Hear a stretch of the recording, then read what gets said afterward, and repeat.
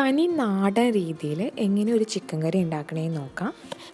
ഞാനിവിടെ 600 grams നല്ല കഴുകി വൃത്തിയാക്കിയ ചിക്കൻ എടുത്തിട്ടുണ്ട്. അതിലേക്ക് ഒരു 1/2 ടീസ്പൂൺ മഞ്ഞൾപ്പൊടി, 1 teaspoon Kashmiri red chilli powder, 1/2 teaspoon pepper powder, പിന്നെ ഒരു 1/2 ടീസ്പൂൺ ഗരം മസാലയും കൂടെ ഉപ്പും കൂടെ ചേർത്ത് നന്നായിട്ട് മിക്സ് ചെയ്തെടുക്കാം. എല്ലാം നന്നായിട്ട് മിക്സ് ചെയ്തെടുത്തിട്ടുണ്ട്. ഇനി ഈ മാരിനേറ്റഡ് ചിക്കൻ ഒരു 1/2 hour വെക്കാം. ചൂടായ പാനിലേക്ക് 2 ടേബിൾ സ്പൂൺ വെളിച്ചെണ്ണ ചേർത്ത് കൊടുക്കുക. വഴറ്റാൻ വേണ്ടിയിട്ട് ഞാൻ 2 വലിയ സവാള കട്ട് ചെയ്തെടുത്തിട്ടുണ്ട്. 1 ടേബിൾ സ്പൂൺ ഇഞ്ചി ചതച്ചതും 1 ടേബിൾ സ്പൂൺ വെളുത്തുള്ളി ചതച്ചതും 2 പച്ചമുളകും എടുത്തിട്ടുണ്ട്. എണ്ണ ചൂടാകുമ്പോൾ നമ്മൾ അതിലേക്ക് ചതച്ച വെളുത്തുള്ളിയും ഇഞ്ചിയും പച്ചമുളകും ചേർത്ത് കൊടുക്കുക.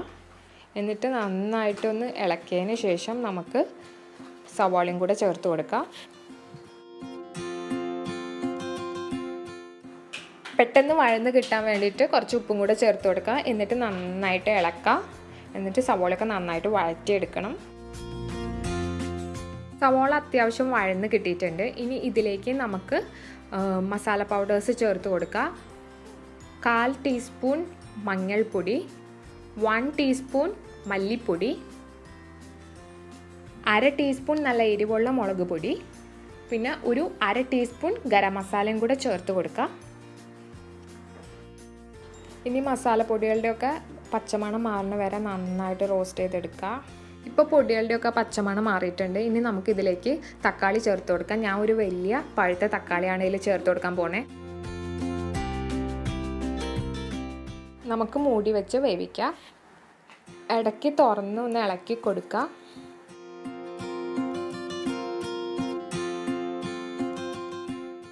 കുറച്ച് കറിവേപ്പിലയും കൂടെ ചേർത്ത് കൊടുക്കുക.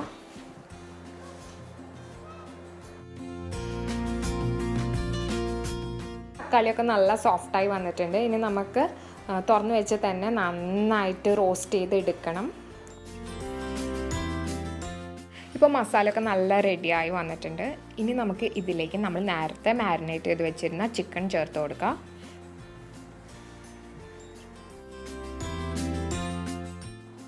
ഹൈ ഫ്ലെയിമിലിട്ടിട്ട് ചിക്കനും മസാലയും കൂടെ നന്നായിട്ട് മിക്സ് ചെയ്തെടുക്കുക. പിന്നെ മീഡിയം ഫ്ലെയിം ആക്കിയിട്ട് ഒരു 1 to 2 minutes നന്നായിട്ട് റോസ്റ്റ് ചെയ്തെടുക്കുക. ഇനി ചിക്കനിലേക്ക് നല്ല ചൂട് വെള്ളം ഒഴിച്ച് കൊടുക്കുക. എത്ര ഗ്രേവി വേണോ അത്രയും വെള്ളം ചേർത്ത് കൊടുക്കുക. കൂടുതൽ വെള്ളം ചേർക്കണ്ട. അത്യാവശ്യം നമ്മുടെ ചിക്കൻ അനുസരിച്ച് നമുക്ക് വെള്ളം ചേർത്ത് കൊടുക്കാം. കുറച്ചും കൂടി ഉപ്പും ചേർത്ത് മൂടി വെച്ച് നമുക്ക് വേവിക്കാം.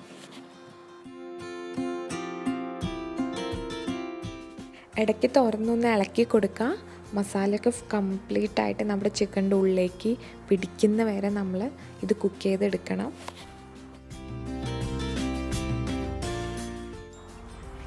ഇപ്പോൾ ചിക്കനൊക്കെ നന്നായിട്ട് വെന്ത് എണ്ണയൊക്കെ നന്നായി തെളിഞ്ഞ് വന്നിട്ടുണ്ട്. നമുക്കിതിലേക്ക് കുറച്ച് കറിവേപ്പില ചേർത്ത് കൊടുക്കാം. ഉപ്പ് ആവശ്യമുണ്ടെങ്കിൽ ചേർത്ത് കൊടുക്കാം. ഒരു 1/2 ടീസ്പൂൺ ഗരം മസാലയും കൂടെ നമുക്ക് ചേർത്ത് കൊടുക്കാം. അങ്ങനെ നമ്മളുടെ തനി നാടൻ ചിക്കൻ കറി റെഡി ആയിട്ടുണ്ട്. നല്ല ടേസ്റ്റ് ആയിട്ടുണ്ട്. നിങ്ങളെല്ലാവരും ഇത് ട്രൈ ചെയ്ത് നോക്കണം. ഈ റെസിപ്പി ഇഷ്ടമായിട്ടുണ്ടെങ്കിൽ നിങ്ങൾ വീഡിയോ ലൈക്ക് ചെയ്യണം, ചാനൽ സബ്സ്ക്രൈബ് ചെയ്യണം. Thank you.